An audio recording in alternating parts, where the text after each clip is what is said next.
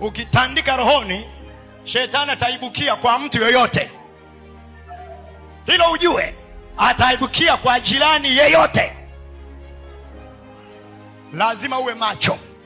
Kwa ukipiga rohoni, macho pia yawe macho, kwamba nani jirani ambaye kwenye kipigo hiki analeta namna yoyote.